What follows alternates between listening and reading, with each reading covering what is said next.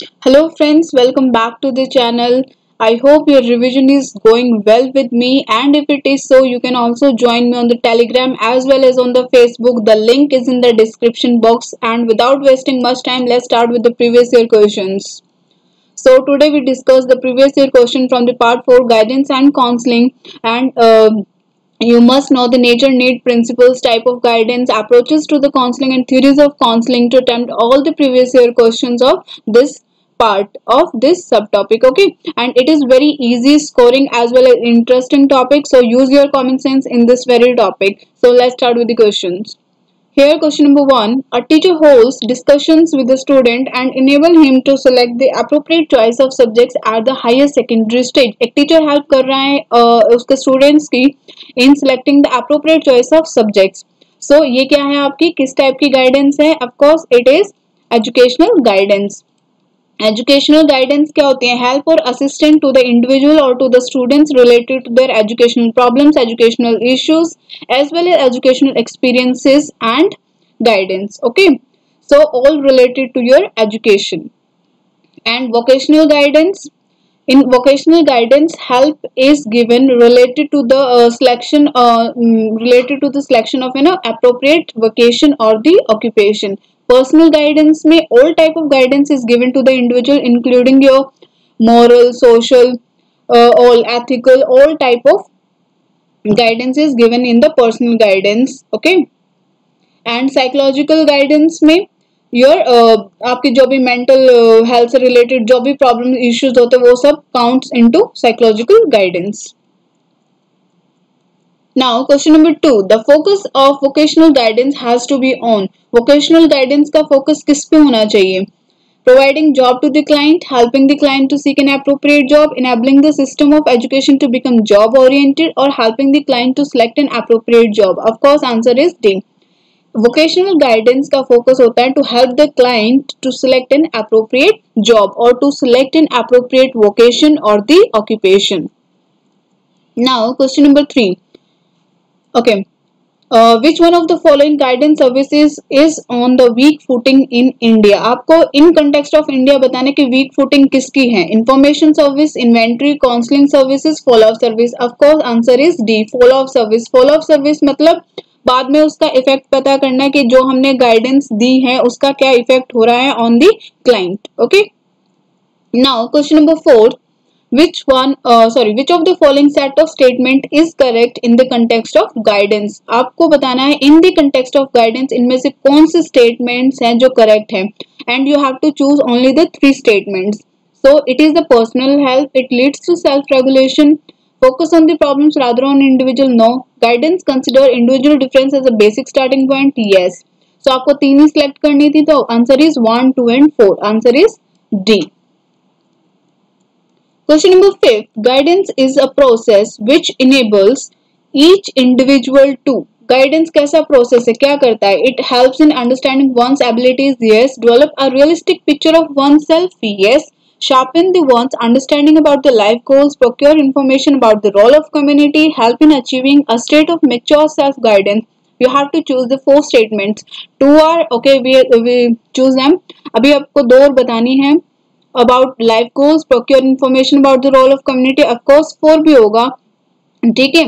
And sharpen one's understanding. Yes. So 1, 2, 3, 4. Answer is D. Okay. Now question number 6. Educational guidance to the students may be provided through. Educational guidance आप students को कैसे provide कर सकते हैं? Of course organising interactive sessions. Yes, आपके schools colleges में होते हैं. engaging the students in the co-curricular activities in a meaningful way. Yes, promoting sensitive to others. No, equating students with available vocational opportunities. Yes, introducing students to group life situations. Yes. So you have to choose the 4 statements. So fine. So 1, 2, 4 and 5. 1, 2, 4 and 5. Answer is A. Okay. Now question number 7. The emphasis of guidance program is relatively more on. Guidance program का ज़्यादा focus more on किस पे होगा? Individual problem किसी पे दोनों पे या किसी पे भी नहीं? Of course दोनों पे होगा, तो answer is C. So this guidance program focus both on individual and on problem. So answer is C, both A and B. Question number 8. Which one of the following is considered the central service in the guidance program? Central service कौन सी है guidance program की? Of course, direct question है counseling service. Okay.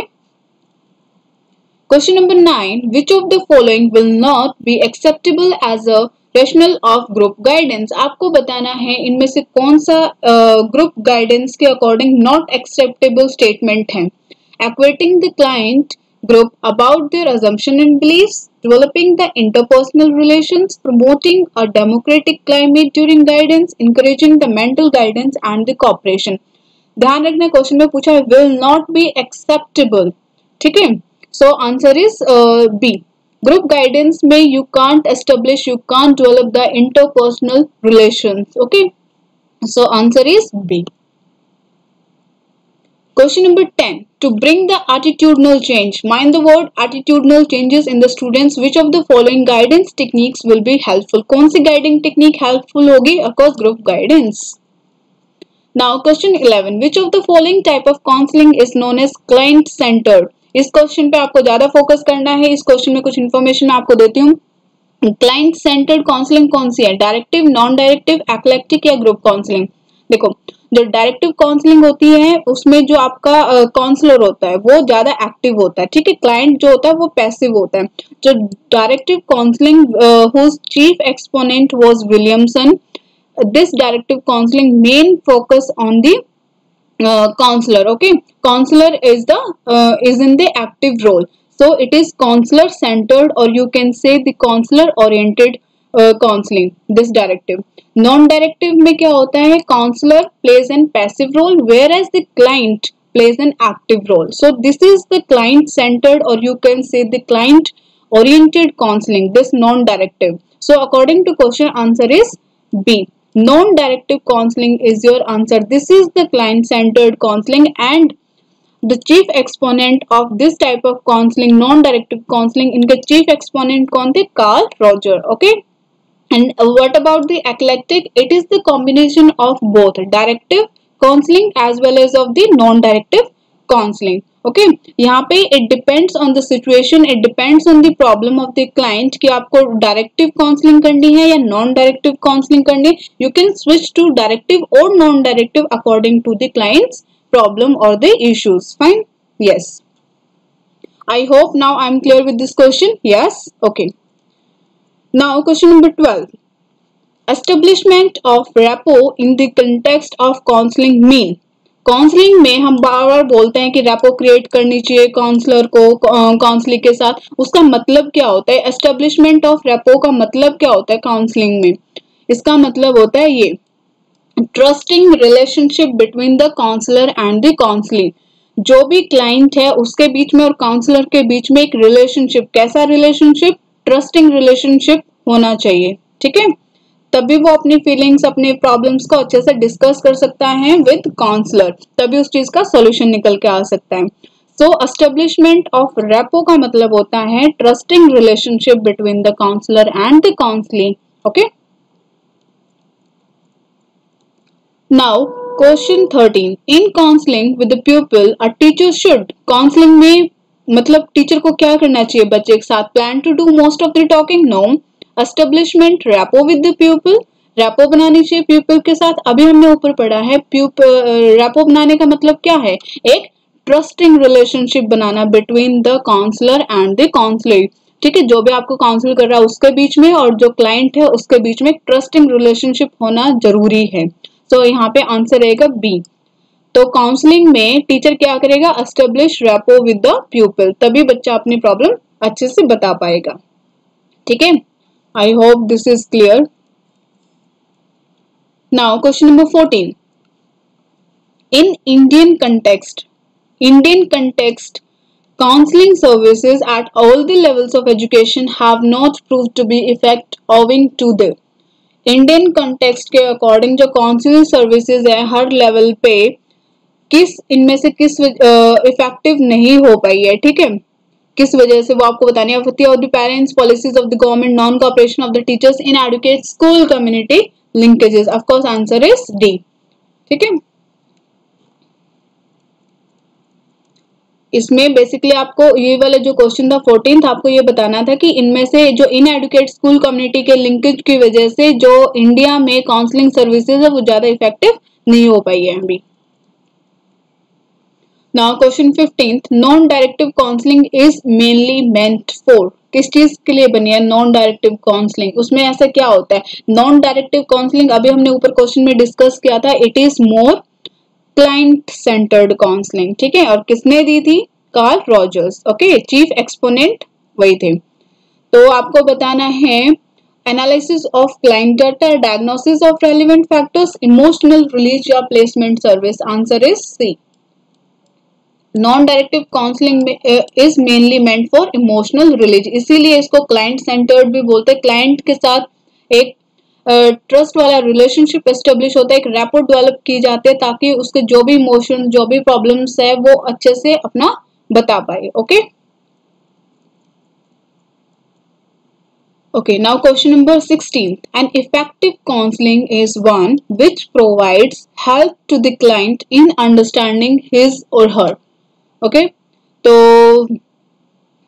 Effective counselling का आपको बताना है कि क्या समझने में ज्यादा मतलब हेल्प करता है। Potential ability and temperament, strength and weakness in respect of exercising his or her choices, possibility of success in a job, friends and force with whom relationship should be developed. तो यहाँ पे answer क्या होगा? B. ठीक है, help की जाती है क्लाइंट की, ठीक है, by the counsellor to understand his strength and weakness. उसमें उसकी जो भी स्ट्रेंथ है, जो भी उसकी कमजोरी है, जो भी वीकनेस है, ठीक है, मतलब इन चॉइसिंग और in selection of his or her choices, उस चीज में काउंसलर हेल्प करता है क्लाइंट की। ओके, तभी वो क्या होती है आपकी effective counselling. Now question number 17, for organizing eclectic counseling which of the following is most important? okay, eclectic counseling का मीनिंग क्या होता है हमने 2 बार डिस्कस किया, अभी 3rd बार और डिस्कस करेंगे। eclectic counseling means the combination of both directive as well as non-directive counseling and okay, इसमें डिपेंड करता है on the situation, on the type of the problem, clients problem की आपकी क्या प्रॉब्लम है, कैसी प्रॉब्लम है, उसके अकॉर्डिंग हम डिसाइड करते हैं कि हमें डायरेक्टिव काउंसलिंग पे जाना है या नॉन डायरेक्टिव काउंसलिंग करनी है क्लाइंट की। ओके, और हम दोनों भी यूज कर सकते हैं, we can switch back to directive or to non directive depending on the situation और depending on the problem of the client. So for organizing the eclectic counseling, which of the following is most important? कौन सा ज्यादा जरूरी है? Study of the needs and personality characteristics, yes, यही जरूरी है। आपको नीड्स पता होनी चाहिए ना क्लाइंट्स की, और उसका पर्सनैलिटी कैरेक्टरिस्टिक पता होनी चाहिए। तभी हम बता सकते हैं कि हमने डायरेक्टिव काउंसलिंग करनी है, नॉन डायरेक्टिव करनी है। ओके, नाउ क्वेश्चन नंबर 18, आपको मैच करनी है। यहाँ पे 2 लिस्ट दे रखी है। ओके, इस टाइप लिस्ट 1 में क्या दे रखा है आपको? टाइप्स ऑफ काउंसलिंग या जो भी सर्विसेज वगैरह वो दे रखे है, और लिस्ट 2 में उनका जो भी कैरेक्टरिस्टिक है जिस पर ज्यादा फोकस करते हैं वो चीज दे रखी है। ओके, तो आपको इनको मैच करना है। Non directive counselling, non directive counselling क्या होती है? Client centred counselling. Okay, group guidance, testing service, occupational inventory and personal guidance. So आपको इस लिस्ट के साथ मैच करना है। ओके, पढ़ते हैं अभी। When an individual is helped to become adjusted to his or her circumstances, जब एक इंडिविजुअल को हेल्प दी जाती है to become adjusted into his or her circumstances, तो ये क्या होती है? एक आपकी पर्सनल गाइडेंस होती है। Okay, a list of occupations with job descriptions, job की लिस्ट दी जाती है विद द जॉब डिस्क्रिप्शंस, तो ये क्या है? Occupational inventory. Okay, clients are given help in respect of their problems collectively, group guidance हो सकता है, अभी देखते हैं इसको। where the counselor does not impose his or her views on the client, it is non-directive counseling. okay, Now fifth, where a client receives assistance to get an exact idea about his or her qualities or abilities. Let's see. Whether the teacher assumes the role, where the teacher assumes the role of a counselor. तो चलो ठीक है, अभी थोड़ा सा देखते हैं इसमें जो रहेगा ग्रुप गाइडेंस का भी हमारा रहेगा। ग्रुप गाइडेंस में हमने ये पढ़ा था third statement, clients are given help in respect of the problems collectively. देखो यहाँ पे वर्ड यूज हुआ है कलेक्टिवली, कलेक्टिवली ग्रुप गाइडेंस के लिए यूज होता है, ठीक है। तो इसका हो जाएगा ग्रुप गाइडेंस का 3, ये वाला, ओके। और बच गया हमारा टेस्टिंग सर्विसेज। टेस्टिंग सर्विसेज क्या थी, अभी हमने 5th पॉइंट पढ़ा था, ये वाला, where a client receives assistance to get an exact idea about his qualities or abilities. Fine. So अब आपको इन कोड्स में से मैच करना है। तो हमारा A का था 4, ओके। ऐसा कौन सा ऑप्शन में, अरे एक ही ऑप्शन में, इसमें तो A में। तो देखो आप ऐसे भी कर सकते हो इसको, आपको अगर एक भी अच्छे से पता है ना, जैसे नॉन डायरेक्टिव काउंसलिंग का, तो ये इतना इजी डायरेक्ट क्वेश्चन पूछा गया था। अगर आपको ए का 4th अच्छे से आप श्योर हो 100% कि हाँ इसका यही है, ठीक है, तो ऑफ कोर्स इसमें एक ही था, ए में 4, तो अब इसका आंसर यही होगा। बी का हमने क्या किया, ग्रुप गाइडेंस का 3, यस। सी का हमने किया है 5th, यस। ऑक्यूपेशनल के लिए हमने किया है 2nd, ठीक है। Personal guidance is 1, okay. So now let's move to the next question. Okay यहाँ पे भी आपको 2 लिस्ट दे रखी है, इन लिस्ट 1 एंड लिस्ट 2। कुछ सर्विसेज है लिस्ट 1 में, और लिस्ट 2 में वो किस चीज पे फोकस करते हैं, क्या उनके कैरेक्टरिस्टिक्स आपको मैच करना है। So first is placement service, follow service, counselling service, occupational information service. So let's start match. First is to ascertain whether students placed in the job are going ahead satisfactorily or not, okay। कि students जो एक job के अंदर है वो अच्छे से सेटिस्फैक्टरीली आगे बढ़ रहे हैं या नहीं, एक तरह से ट्रेसिंग हो रही है, उनका फॉलो अप हो रहा है। चलो अभी देखते हैं। Second is to help an individual student in solving his or her problems through face to face interactions, okay. यहाँ पे लिखा है फेस टू फेस इंटरेक्शंस, ठीक है। आपको पता है काउंसलिंग, एक ही चीज यहाँ पे काउंसलिंग सर्विस दे रखी है। काउंसलिंग सर्विस में क्या होता है, फेस टू फेस इंटरेक्शन होता है। And counseling service is basically to help an individual student in solving his or her problem. So यहाँ पे आ जाएगा C का 2, ठीक है। काउंसलिंग सर्विसेज क्या होती है, इंडिविजुअल सर्विसेज होती है, ठीक है। ऐसा नहीं होता काउंसलिंग सर्विस में कि पूरा ग्रुप बिठा लिया फिर आप उनको काउंसलिंग कर रहे हैं, नो। काउंसलिंग सर्विस जो होता है वो एक पर्टिकुलर इंडिविजुअल या पर्टिकुलर क्लाइंट के लिए होता है, and it is face to face interaction to solve his or her problem. So here C का आंसर is 2, okay। और अभी देखते हैं। Now third option is to help the students in getting part-time summer time job, okay। तो ये आपका देखो सीधा सीधा प्लेसमेंट सर्विस का हो जाएगा। प्लेसमेंट सर्विसेज जो आपके कॉलेज में वगैरह में लगता है वो क्या होता है, यही तो होती है वो सर्विसेज की, टू हेल्प यू और to help the students in getting job, चाहे वो आपकी पार्ट टाइम जॉब हो, समर हो या फुल टाइम जॉब हो। So A का हो गया यहाँ पे 3। Now fourth is to provide information about the world of work, okay। तो अभी देखते हैं, 2 ही ऑप्शन बचे यहाँ पे। फर्स्ट था to ascertain whether students placed in job are going ahead, follow up हो रहा था बेसिकली, तो B का हो जाएगा 1 एंड D का is 4। अभी हम कोर्स में से देखते हैं कौन सा ज्यादा मैच कर रहे हैं। D का 4 2 में है, ओके। हमने A का किया है 3, तो आंसर हो जाएगा C। तो A का 3, B का is 1 and C का 2, D is 4, okay। So answer here is this C, ये वाला। Now next question, question number 20.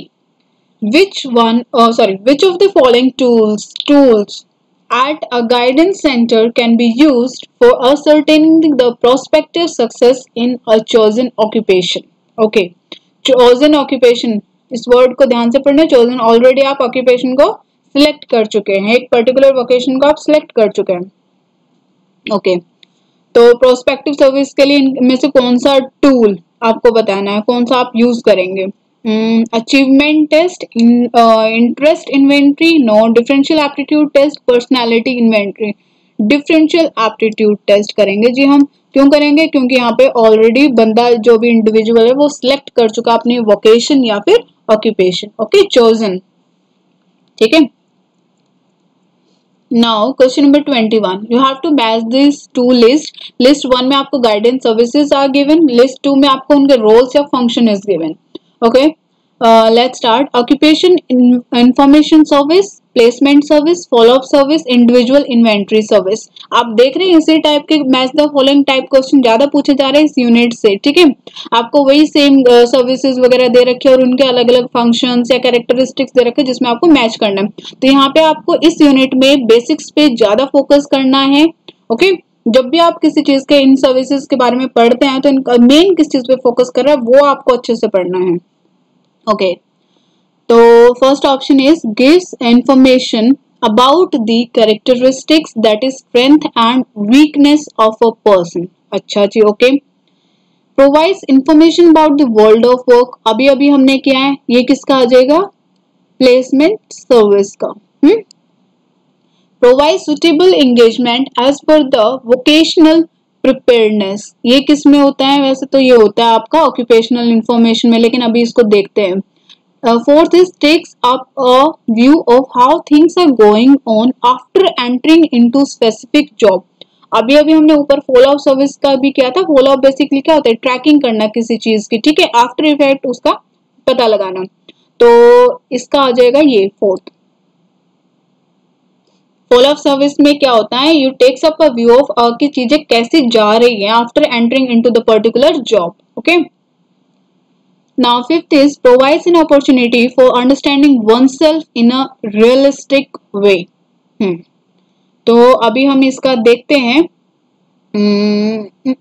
Okay, occupational information service में क्या होता है? ये करता है, ये provides the suitable engagement as per the vocational preparedness. Occupational information service हो गया, एंड बी का हमारा हो गया 2, सी का हो गया 4, बचा डी। डी का हम देखते हैं इंडिविजुअल इन्वेंट्री सर्विस। ओके, तो ये क्या करता है?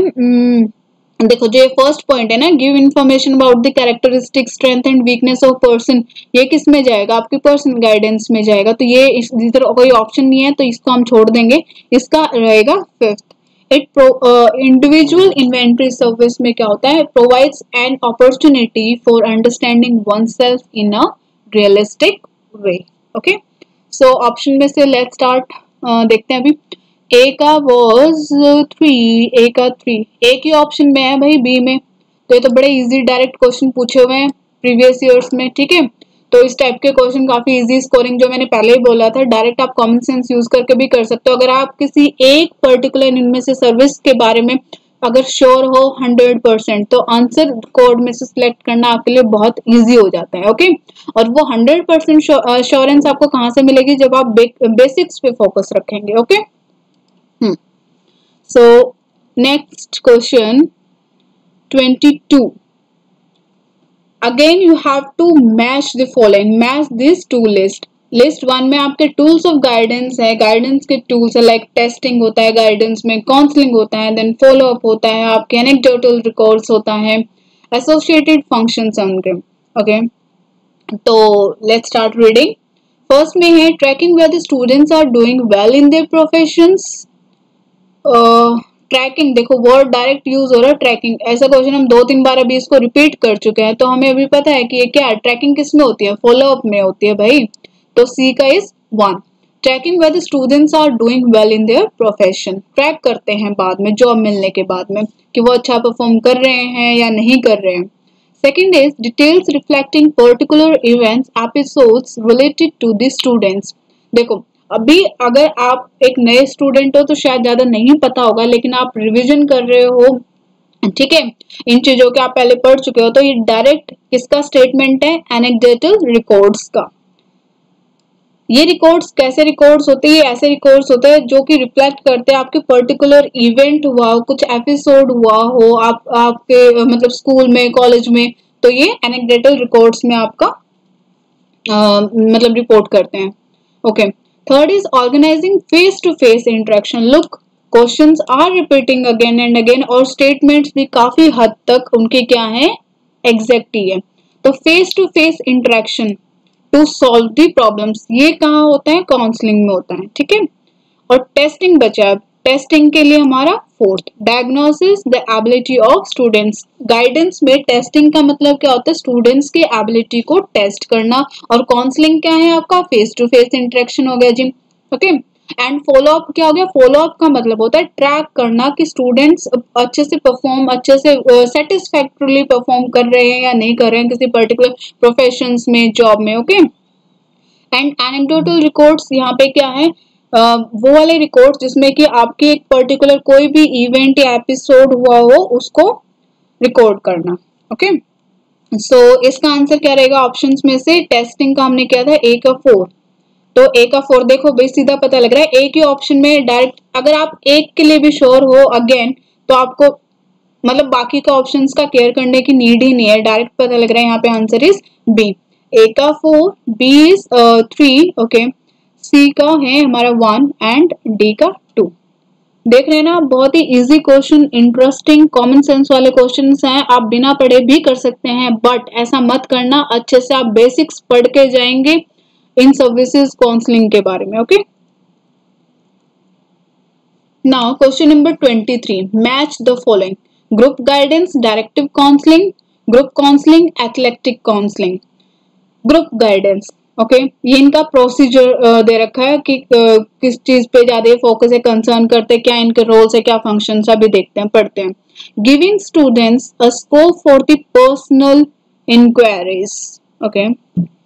Second is conducting need based intimate discussion session, need based, इस वर्ड पे फोकस करना, नीड बेस्ड पे ही है सिर्फ, ओके।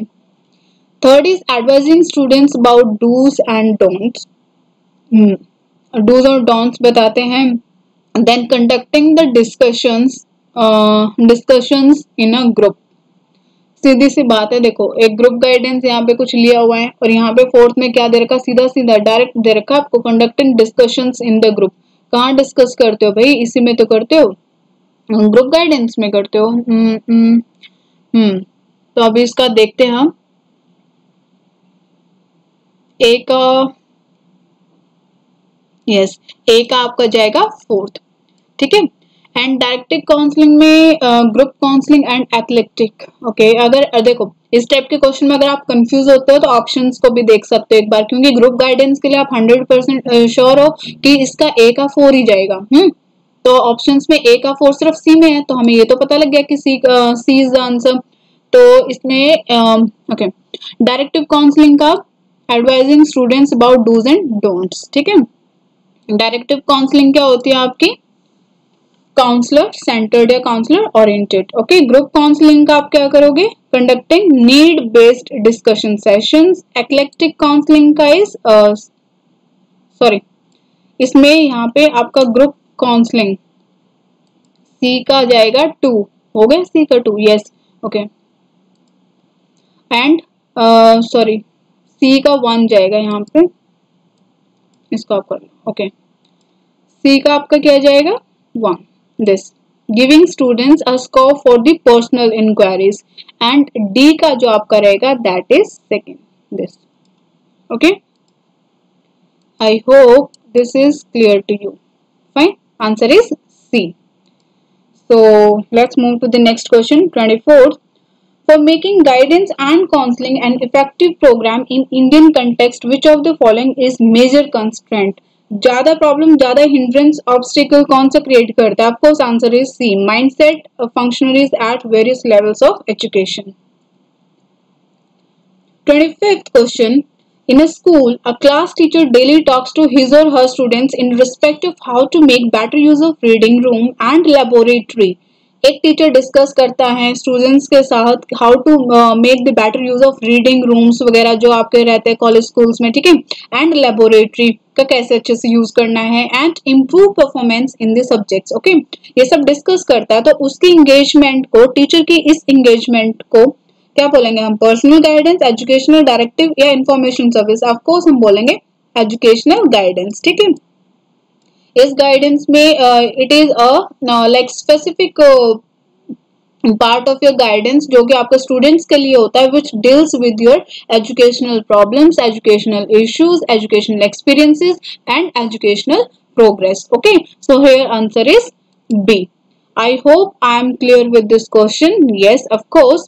And here अभी हम डिस्कस कर चुके हैं अपने 4 के 4 पार्ट्स ऑफ यूनिट 3 के प्रीवियस ईयर क्वेश्चंस के। हमारे यूनिट जो 3 था, learner and the learning process, जिसमें हमने ये 4 सब टॉपिक, 4 सब पार्ट्स के सारे प्रीवियस ईयर क्वेश्चन के अलग अलग पार्ट्स में। ओके, सो अब कंप्लीट हो चुका है ये unit 3। It's your duty now to revise all these again and again and to understand the concepts. Okay? आपको रटना नहीं है इन प्रीवियस ईयर क्वेश्चंस को। इन प्रीवियस ईयर क्वेश्चंस के थ्रू आपको चीजों को समझना है कि इनकी डेफिनेशंस क्या है, इनका बेसिक्स क्या है, और इनसे रिलेटेड जितने भी, जैसे मैं ऑप्शन, हर एक ऑप्शन को डिस्कस कर रही हूँ आप लोगों के साथ, आप लोगों को भी ऐसे ही थोड़ा सा उनके बारे में इंफॉर्मेशन होनी चाहिए, तभी आप क्वालिफाई कर पाएंगे your net JRF। Okay, okay, now so here we end up with all our previous year questions from the topic guidance and the counseling. Hope you guys find this video lecture interesting and informative, and if so, then do like, share and comment, as well as subscribe to the channel, and thank you very much for watching. Okay, thank you guys, thank you.